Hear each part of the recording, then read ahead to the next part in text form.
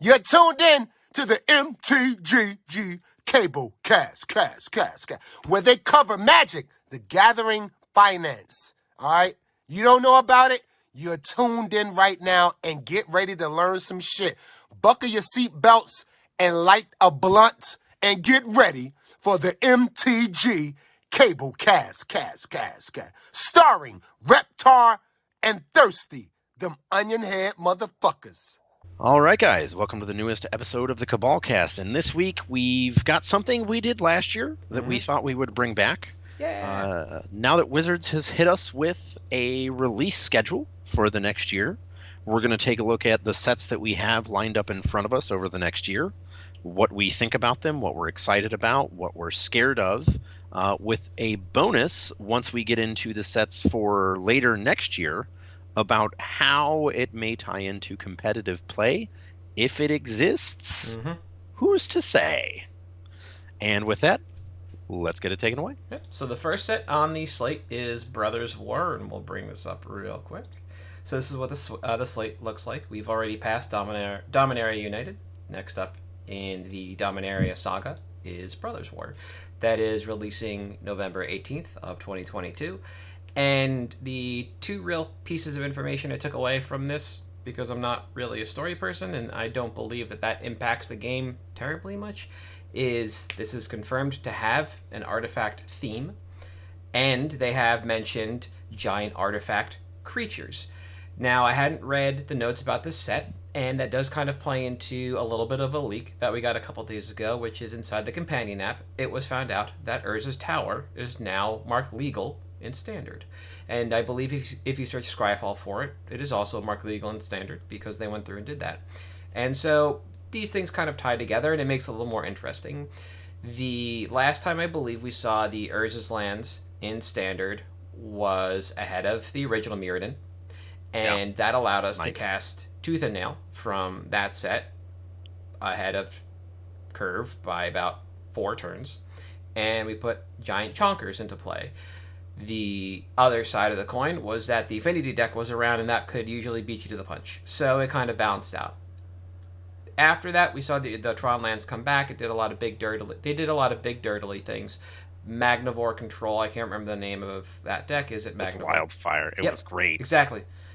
Based on Magnivore's power toughness, you can remember sorcery cards in your graveyards, in all graveyards, and all you did was destroy your opponent's land. Eventually, a lethal, quote-unquote, wildfire was lethal in the sense your opponent scooped it up. They didn't want to play anymore. You destroyed other lands. And maybe the Dragonstorm deck started with Tron lands, because it did a lot of twiddling of lands, and making a ton of colorless was great. You didn't need to play a ton of rituals at that point. Yeah. And so I'm kind of excited about that. There's another note here that says the set prominently features the Power Stone artifact type, and I'm curious to see how that works out. In Dominaria United, we got a prelude to what they can do, and I want to make sure that people remember that Power Stones entering tapped from both Karn and the Mana Rig is part of the ability on those two permanents that creates Power Stones. So being a prelude to the set and really getting to see, or the set with Power Stones and really getting to see what they do, they might have entered the battlefield tapped for that reason. If this is the set we're supposed to see them and they want to make a big deal out of them, there's a really good chance that these are just essentially mined stones, and we're just going to be making artifacts that tap for 1 colorless that can only pay for artifact spells and abilities, I think. I can't remember the full text on them. Yeah. And we also get the other 4 pain lands. That's cool. It helps fill out Pioneer.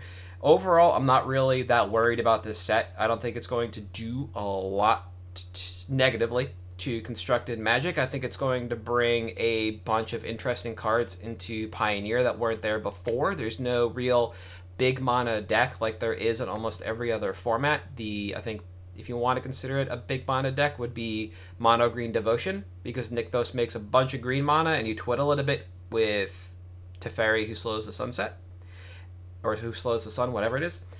And cool, you make a bunch of green pips and you play a bunch of Cavalier of Thorns and you basically combo kill your opponent out of the game, but there's no artifact deck or big mana deck that plays that way by turn 4. Mono Green Devotion is usually a little bit longer unless they drop a bunch of elves and whatever that 3 green pip 5/5 is from the first Dominaria. So Yeah. overall, I'm excited for this set because, like I said, I don't think it's going to be parasitic. I don't think this is going to be the set that really sours people again on the artifact block, so to speak.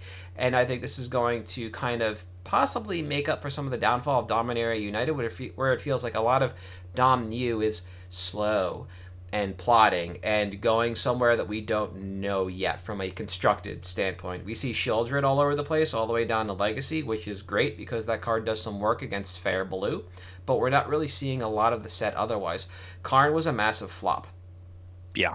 Because Power Stones do nothing right now. So there was no reason to play that card. Even at the pre-release, I think everybody that might have done well with Karn did well until they realized the Power Stones either entered tapped or can only pay for artifacts. And once that happened, the power on Karn just fell out the bottom. Yeah. Any thoughts on this set? So I am going to go completely opposite of what you said on the story not mattering, because the story of this set matters a lot to me. Okay. Because to me, the Brothers' War and their corresponding books way back in the day were some of the best fantasy I'd read at that time. The way they wrote Urza as this like incredibly well-written anti-hero who shows up on a plane and says, yeah, you don't stand a chance. I'm killing everyone here, taking the energy and using it where it's more useful. Okay. That kind of thing was just super cool to me. And we've had such a sterile storyline in Magic ever since that I am afraid that something will happen here where Teferi's going to go back in time and fix whatever time stuff is wrong, or they're going to retcon away the Brothers' War in some way, rather than retell the same story, which was perfect as it was. Okay. That is what I am scared for. I am, however, as you said, kind of hyped for an artifact-heavy set, because for my own selfish reasons, I would like to see Affinity be good in other formats. And while I don't think they bring back the Affinity keyword, I don't think they really have to, because anytime we have had an artifact-themed set, Wizards has found a way to shit the bed. Oh, absolutely. So there's going to be something in this set that's just going to be busted and get banned from a bunch of stuff. Mm-hmm. And I am excited from that, from the point of like Schadenfreude and just seeing how badly they can mess it up. But I am also excited to see how they treat the storyline, although, again, I am very scared that they are going to dumpster all over it. Yeah. Everything you just said, I have smattered all over the rest of my notes, except for except for story notes. The only set I have any kind of story note for is the next one, so this is just going to segue perfectly into Dominaria Remastered. Yeah, so this set I think is going to be great. Time Spiral Remastered was one of the few Master sets that I think they got right. Mm-hmm. And I think part of that was legitimately because of the presence of collector boosters in the set. Yep. Obviously, you still have $300 foil Old Border Ponders. You have $250 Old Border Thoughtseizes. That's fine, because this was a set that was a limited run. It was thematic. It had a lot of good heaters to it. And of course, we already know that we're getting something we've wanted for years in Old Border Foil Force of Will. So having the opportunity to see that they are making this Old Border thing kind of a remastered staple, yep, I think is incredible. I'm really excited to see more stuff like, Pernicious Deeds, or, we couldn't do survivals, obviously, but stuff like that where we haven't had that kind of treatment for it. Maybe we finally get an Old Border Foil Worldly Tutor. There's so many cards and things that they can bring to this set that kind of teach all of the new players about where the history of the game came from. Yes. What cards were important and impactful, and I think in a lot of ways expose people to cards that they just didn't know existed. Mm-hmm. In a lot of ways, or they knew existed but only in the abstract. They wasn't concrete to them. So what I'm excited about is seeing new EDH builds come from this, seeing that format get iterated on by cards that people didn't necessarily remember were there. And I think the way that they've done, and what they did with Time Spiral Remastered, where it was basically, hey, look, this is all stuff that you all already know exists. There's nothing new here. We're not having to print for new archetypes or anything like that, I think is great, because if there's one thing we've learned from the Modern Horizon sets, when they print new cards directly into Eternal formats, they are very bad at doing it. Ragavan, Hogak, Urza, Murktide, there's all kinds of problems throughout all of these sets.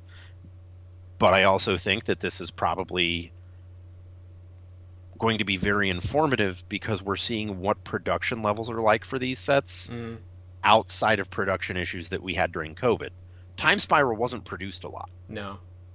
But we also were under restrictions at that point, where the supply chain was hindered, and we don't have that now. So I'm actually very excited for Dom Remastered. What about you? I have some mixed feelings about Dom Remastered. My one story note here is we're probably going to see Urza's Rage, because it flows into everything that you said, which is you can tell this wonderful story about Dominaria and essentially boil down from all the sets up until Mirrodin kicking out Masks block, because that took place on Mercadia. The story points that took place on Dominaria into one great set.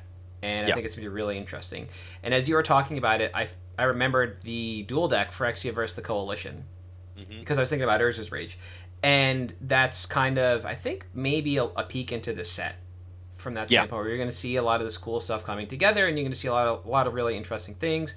I think the old border treatment is going to be a really good look for this set, because exactly, there's definitely some choice cards that they can get in there. They could even do some high impact reprints, if you want to call it that, in old frames of cards that could use them, like Deed, like Vindicate, like Meddling Mage, because let's face it, the Pakula art is better than whatever they did for Alara.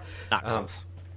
And that to me is all the highlights. It's a mix of the familiar and nostalgia cards representing the breadth of Dominaria's history from the earliest sets through the modern day. That's their line, and you know what? I think the set is absolutely going to smack of this.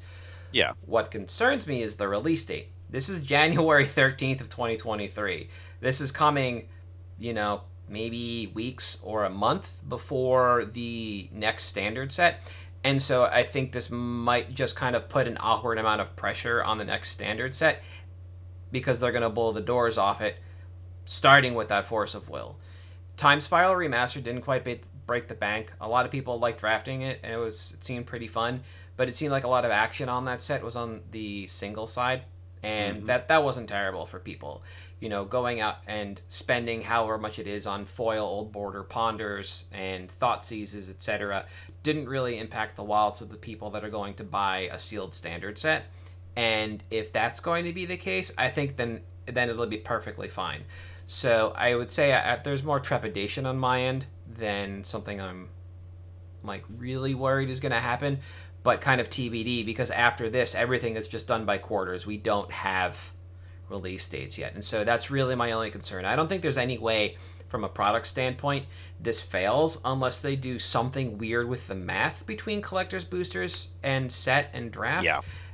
Like they have in other sets, where they make the collector's boosters so juiced or not that a certain suite of cards just that you wouldn't expect, like the foils cost less than set foils, cost less than set non-foils, because so many people opened collector boosters that the market is flooded. That kind of stuff. I don't think that makes for a financial flop, though, on a set, but it does create this kind of weird state that a set can move into. But I think using Time Spiral Remastered as the bellwether is a really good look here, and I agree. I think that this is something they can continue to do, and I think it's something they should do. And in all honesty, I think this is where they should put all those old border reprints like we talked about before. This is, if you want to do this once every couple of years, by all means. It also helps. I think it's great. Yeah, it helps save them the time too. Like, do we really need to go back and do Future Sight block again? No, we don't. Time Spiral block, whatever it was. No, we don't. We just got the remastered set. It's great. Everybody loves Lorwyn, but it's just a lot of goats and people with big heads. Do we absolutely have to go back there? Maybe not. Maybe we could just do it with one of these remastered sets. So it also offers the opportunity to see what they can do here, and coalescing down, what was it, 9 years worth? If we just look at Dominaria story, 9 years worth of story into one set. If they can do a really good job of this, they could probably do some planes that they might be hesitant to go back to, or some that might not make a good revisit into a master set, and kind of appease the people that are looking for it. Yeah. Coming at Sorry. And then, next set obviously is the standard one you mentioned, putting pressure on. Yes. Frexia All will be one. And so this is kind of where we go back into our Dominaria storyline, and we're basically running headlong into the end of it, starting with this. So this is released in the nebulous idea of Q1 2023, and as you read through the language for this, we see a couple interesting things that you talked about up top with the Brothers' War. So we see language like the fate of Dominaria and the multiverse is set to unravel. Phyrexians of the modern magic era. And I have notes further on that it seems like we are heading into a time heist, which is what you talked about with Teferi.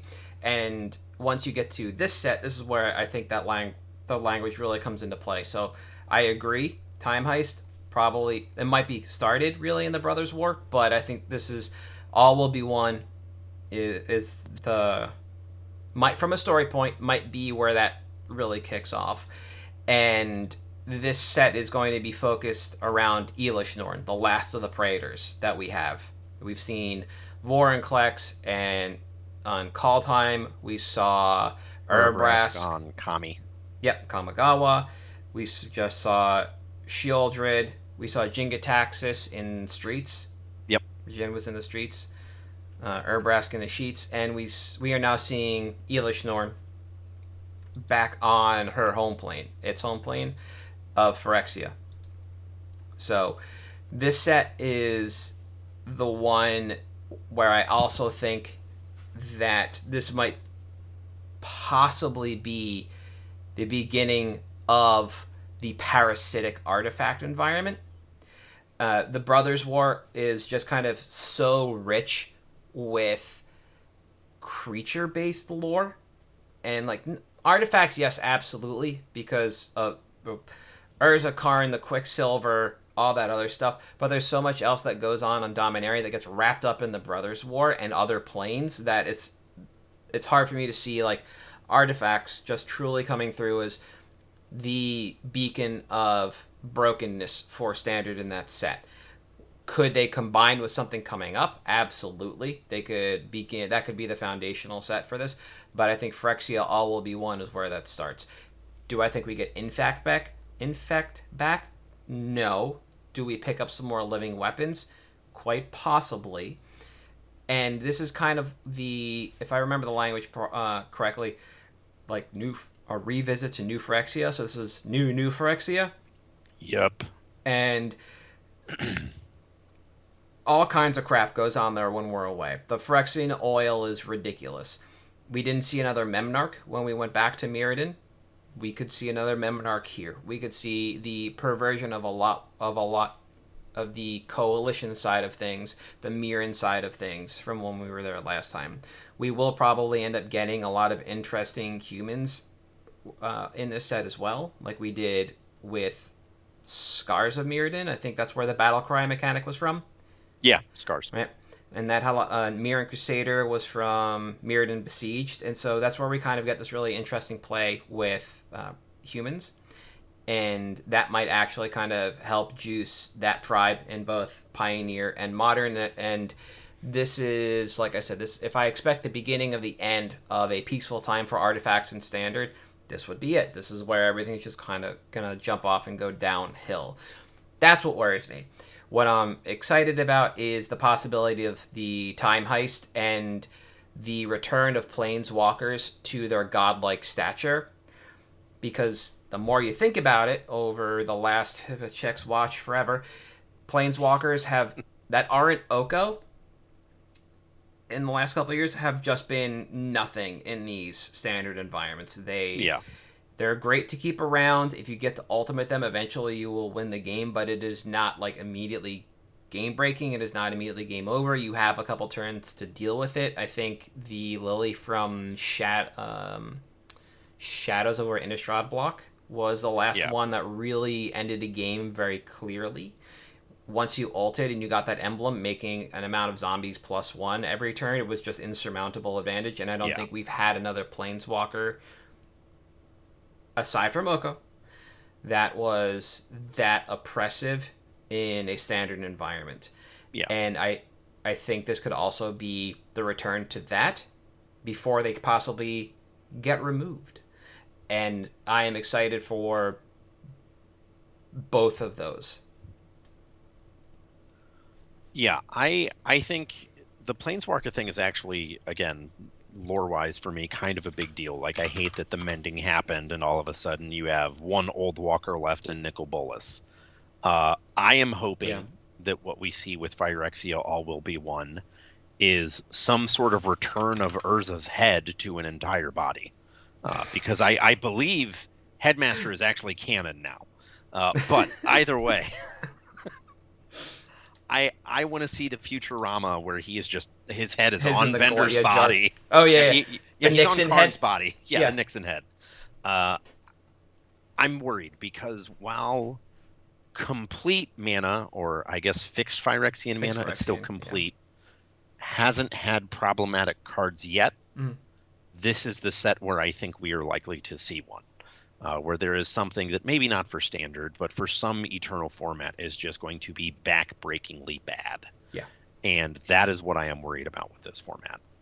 I think that, this whole Avengers timeline thing does have me a little bit worried, where we have this overarching years-long culmination. This feels like Endgame, because it's literally just Endgame if the super best friends, or whatever the Planeswalkers are calling themselves, are.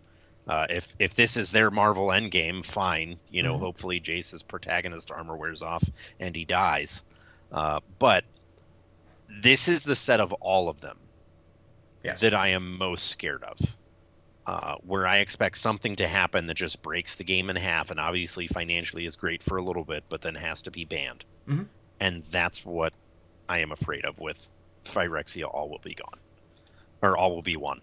Yep. Absolutely. And it is, I don't know, it seems kind of narrow as a set, because it's it's okay, this is new Phyrexia. Well, new Phyrexia was like garbage. It was a good set, there were good cards, but everything was awful for the game that was in it. So it wasn't as good as it could have been. And it is like literally the stepping stone to the last set in the bunch. And it kind of reads that way when you read through the copy surrounding it thus far, and you look at some of the art that is out there. There's actually no art for All Will Be One compared to March of the Machine. And I don't know exactly if it's because of that. It's meant just to be like technically 2 sets in a block, like this is a 5-set saga, and one of them or several of them have to be kind of like innocuous and just make it through. But this is the ramp up set into the next set on our list. The last set we'll be talking about today, March of the Machine, which is released in Q2 of 2023. So what do you got? So the interesting thing about this to me, and I literally looked at them next to each other. So when I mentioned the Avengers Endgame, they're literally just using the same text. It's just the same text as Avengers. We're not even trying to hide what this is. No. I do appreciate the callback to a previous card in Magic's history, March of the Machines. Yes, we talked about precast. Yeah. I think this is where the artifact problems really kick in. Okay. So I think you're right. We see an inkling of them between Brothers War and Phyrexia All Will Be One. I think March of the Machine is when you really see it. Mm-hmm. The other interesting thing to me is that it's singular. Yes, that caught me as well. Rather than plural. So maybe it's to me that indicates there's one threat. So maybe we'll see heavy equipment. I love that for standard, honestly, because it promotes an aggro environment and fuck 3 fairy. Yeah. I do think, though, this is where we see the absolute sky is falling, artifacts are everywhere, even if it is just one thematically, where everything starts to fall apart for the quality of play. Yeah. If it sounds like I'm doomsaying a little bit, I would invite you to watch any episode of the podcast in the past and look to my opinions of Wizards of the Coast. So I'm staying on theme. All right, we're doing it for the brand. But no, I think the interesting thing about this to me is if you look at the actual release schedule for the full years, we have 2 fall releases in 22. We have Dom United and the Brothers War. Yes.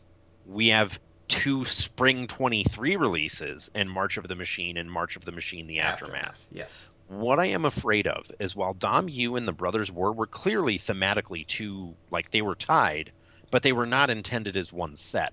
Correct. March of the Machine and March of the Machine the Aftermath has very Crimson Vow, Dark Ascension vibes to me. Yeah.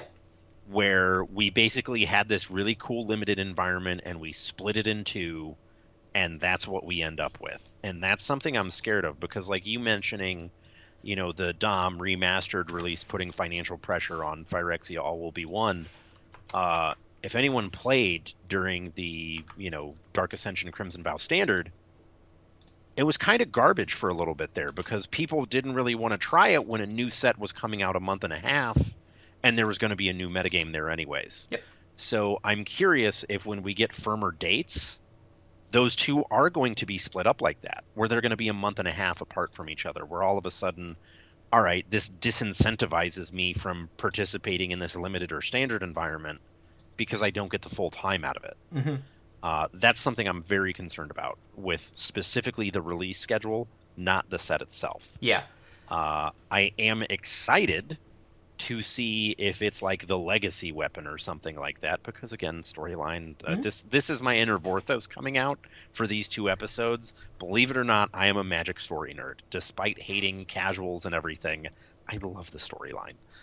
Anyways, I'm excited to see what this one machine is and potentially move on from Phyrexia forever, because I would love if Phyrexia just got retired as a big bad. Mm-hmm. Because 1, I love the way it was written originally. 2, Wizards cannot design sets very well. And when you give opportunities for them to mess it up, like Phyrexian Mana or Completed Mana or whatever, they will mess it up. So that's where I'm at for that. I think, yeah. So I'll start with the March of the Machine set. So I do agree that it would be nice to get rid of Phyrexians. They've been kind of a day 0 thing in... if not the game, then the lore itself, and picking up something new to chase after would be nice. Discussing Nicol Bolas as the big bad is great, but at the end of the day, that still just masks the fact that you still had this other, like, one big conglomerate to work with as something to do with the game. And it could help with the current design pattern of single sets to shed a lot of this so you can start telling just capsulated stories. And Planeswalkers also kind of work against that, so it's kind of interesting to see, which segues into this little bit of copy, which is from the March of the Machine write-up. Ends with Magic Forever Changed.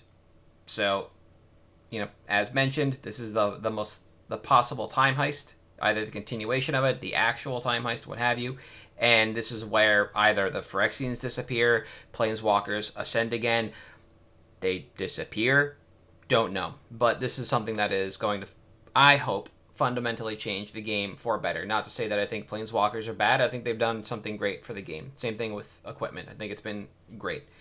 Yeah. March of the Machine, singular, also caught me, but I wasn't quite sure exactly what to make of it. The copy refers to Elish Norn's faction as the Machine Legion, but also in the copy, and I didn't do a lot of due diligence here, the word invasion has a capital I. That's interesting. As a previous set, unlinked on the wiki, so it might just be a typo, but interesting nonetheless. Now, as far as this set is concerned, I agree this is like the artifact set to end all artifact sets that we've seen thus far that wasn't named Urza Saga. And I don't think it's going to do great things for Standard if the artifacts are all kind of like piddly. If They are primarily creatures. They are primarily equipment. It's a little more... It's still difficult to mess them up. Affinity as a keyword messed up that standard format, and that was on creatures, so it is easy to mess it up. But without the artifact lands, we see that kind of reined in. So it was, if you want to think about it as a root cause analysis, it was the artifact lands that made the affinity keyword extremely good the longer that block was produced. The second time round in the modern era with call time, it was Smuggler's Copter being undercosted because, again, they were attempting something new, and that is a creature. So that right then and there is a keyword problem, a keyword level problem again.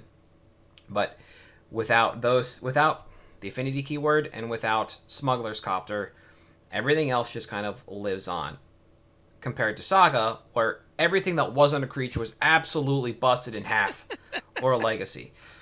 Yeah. You ever read Memory Jar? So good. Yeah. My favorite tidbit on that is on Ask Marrow. It came up. Oh God, yes. What went into the design of Urza Block?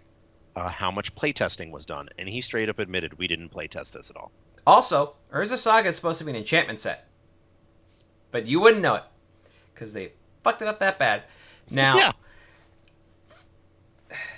If they just stick with what they know, well-costed vehicles, living weapon, I think it works out well. They complete a couple things. I think we're cool. If they want to go out and branch out again and just try something new and then immediately cut it loose, sure, maybe. But if it's going to cause problems later on, you're going to have to ban it ahead of time, then I don't think it's worth it, especially if you're just trying to make things pushed. If you're not doing anything new, you're not reinventing the wheel, I don't know if you have to push that hard. You just have to make it playable.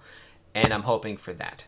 That is my concern, and what I'm looking forward to with the set is just the end of the storyline and the change to the game. Yeah.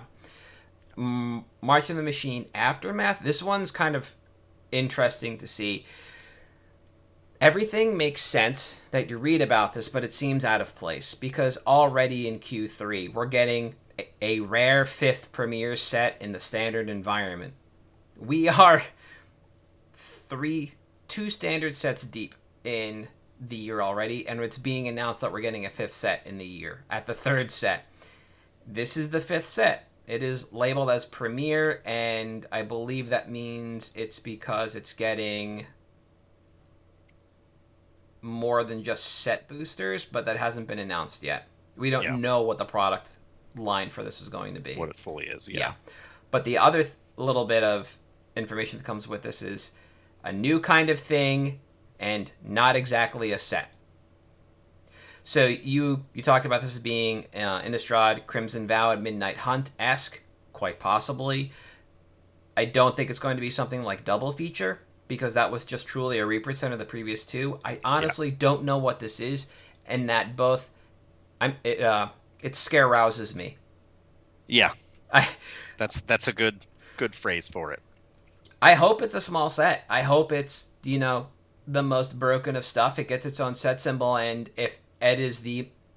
When I say the most broken of stuff, I mean it's the pushed. It's the push cards. Because if you put a new set symbol on it, you can just say, hey, anything with this set symbol is unplayable from... Yeah. Cut it loose. Fine. That's where it goes. There's, it is difficult to suss this out because there's no information on how you're even going to play this set. If it's going to be playable, draftable, etc. Yeah. We know what's happening with almost everything else on the slate, how it's going to play out, what kind of product release there's going to be for it, except this set. And that is what worries me a little bit about it. I don't think it's going to be too over the top. I think it's just going to be in line with what's going on. It might present us with some characters that we didn't see in the story, some that we might have expected to see that we didn't from Magic Past that are still relevant. Like in Dominaria United, we got another reference to Slimefoot. Well, where's Slimefoot? Don't know. Maybe Slimefoot's coming up in one of these other sets. If they're not, then this could be an interesting place to put Slimefoot. I mentioned Memnarch earlier. What happened? I don't think Memnarch's dead because Memnarch's still alive. Yeah. Yeah. somebody was saying that in the lore, Karn can't be corrupted by the Phyrexian oil, which is why Karn was able to bring it to Mirrodin and not have it impact him. But I believe Memnarch was corrupted. Yeah, in time, Memnarch right? was corrupted, yes. Yeah, so where's that character? There's a lot of loose ends throughout the history of Magic that can be tied up. I don't think Miri is dead, but Miri was definitely corrupted at one point. If you Miri the Cursed, she was a vampire in planar chaos. Planar chaos, yeah. So there's a lot of core characters that are missing, and maybe this is a wrap-up set before, they do just snap some of this game out of existence or change something fundamentally, and these are characters that we no longer have to look forward to. They're just gone. And I think that would be another cool set if it was Legends heavy or something like that. And I think there's a lot to be excited about for this set. And like I said, my only worry is really, what exactly is this set? I don't think we're going to have to worry about the finance aspect of it. I think March of the Machine proper is probably going to be pulling at the purse strings rather than the supplemental, if I had to guess, and people will just pick up the singles from it unless there's some weird product design when it comes to how you acquire the product or what you do with it. Maybe it's another Jumpstart style thing. Who knows? And could be. Yeah, and that could make it a little more interesting. I don't even think it's getting Commander decks. Yeah, I don't know. I would have to check that. Yeah. But at the end of the day, it's the last that we're going to talk about. I feel pretty good about it. Just because there's nothing immediately in my mind to worry about. I think everything to worry about comes before this set in regards to just screwing up the game. Yeah. I'm generally inclined to agree, but I will save my opinions for next week, good listeners. All right. But with that is the end of our, I think, crash course on 4 of the 8 sets that have been announced. The one at the beginning graphic that was not on here is the Lord of the Rings set, which we will cover pretty early next episode. So if you want to hear us yell about hobbits and Gandalf, maybe some spiders, that is the episode for you. Until then, though. Oh, wait, do you have anything to say about hobbits before we kick out of here? I was going to say, so help me if Rakdos Lord of Riots isn't in the set as just the Balrog, I will burn wizards to the ground. Or a Balrog, but I get you. There are literal dwarves in this game. They did dig too deep. Yeah. And too fast. But for at MtG Cabalcast on Twitter, Facebook, Patreon, and YouTube, I am at Halt Arm. I am Reptar. You are at Thirsty Sizzler. And we'll see you next week.